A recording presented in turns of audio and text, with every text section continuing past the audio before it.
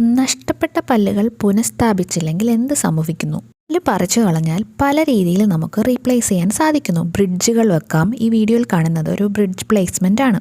Implants വെക്കാം, ഡെൻചേഴ്സ് use ചെയ്യാം.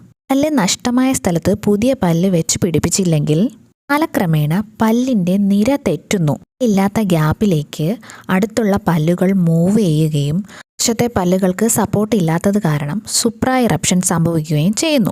ക്രമേണ എതിർവശത്തെ പല്ലുകൾ നഷ്ടമായേക്കാം. പല്ല് വെച്ച് പിടിപ്പിക്കാത്ത സ്ഥലത്ത് ബോൺ ലോസ് ഉണ്ടാകുന്നു. പല്ലിലെ ക്രമീകരണത്തിന് മാറ്റമുണ്ടാകുമ്പോൾ ചവയ്ക്കാൻ ബുദ്ധിമുട്ടുണ്ടാകുന്നു. താടിയെല്ലിന് വേദന അനുഭവപ്പെടുന്നു. സംസാരിക്കാൻ ബുദ്ധിമുട്ടുണ്ടാകുന്നു. പല്ല് പറിച്ചു കളയുകയാണെങ്കിൽ കൃത്യമായും നമ്മൾ അവിടെ പല്ല് റീപ്ലേസ് ചെയ്തിരിക്കണം. ഇല്ലാന്നുണ്ടെങ്കിൽ പലതരത്തിലുള്ള ബുദ്ധിമുട്ട് കാലക്രമേണ ഉണ്ടാകുന്നു.